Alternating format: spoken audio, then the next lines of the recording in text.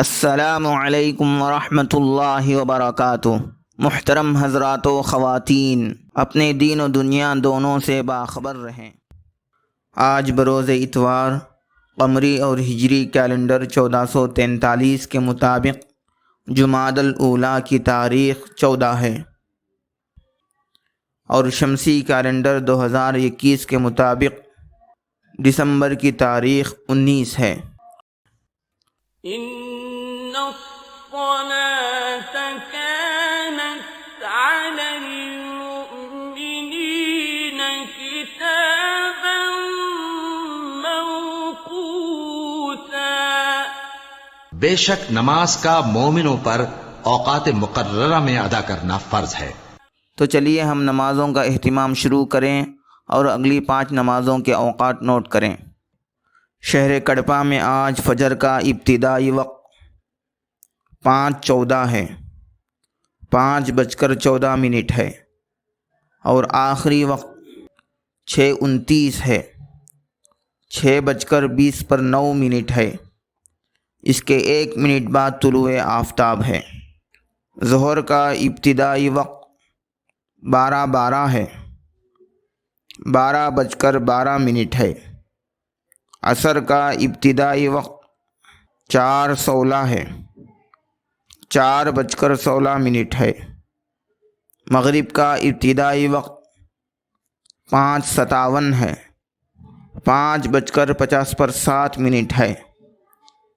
عشاء کا ابتدائی وقت 7:11 ہے، 7:11 ہے، اور آخری وقت 5:09 ہے، 5:09 ہے، اور سحری کا آخری وقت بھی یہی ہے۔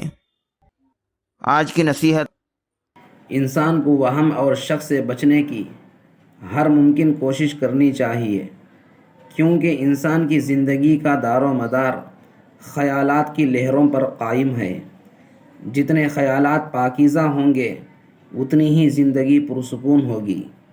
آخر میں نوٹ فرما لیں کہ 5 وقتہ نمازوں کے یہ اوقات 3 دن اتوار، پیر اور منگل کے لیے ہیں۔ من جانب دفتر محکمہ شرعیہ اسلامیہ، مسجد فاطمۃ الزہراء، محل نقاش، کڑپہ، آندھرا پردیش۔ بسم اللہ الذی لا یضر مع اسمہ شیء فی الارض ولا فی السماء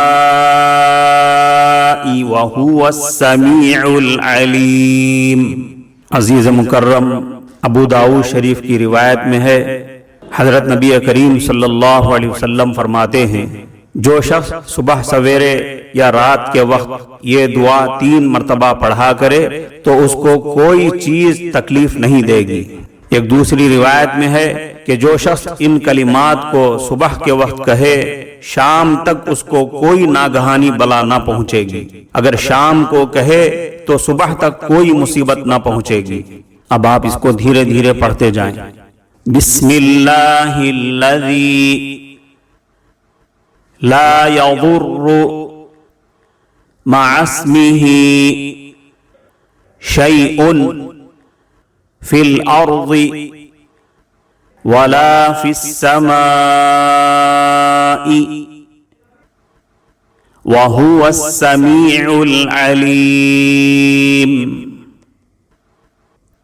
اس کا ترجمہ ہے، اس اللہ کے نام سے صبح یا شام کی جا رہی ہے جس کے نام کی وجہ سے کوئی چیز آسمانوں میں اور زمین میں تکلیف نہیں دے سکتی۔ وہ اللہ خوب سننے والا ہے اور خوب جاننے والا ہے۔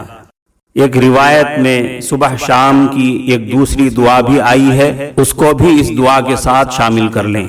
اعوذ بکلمات اللہ التامات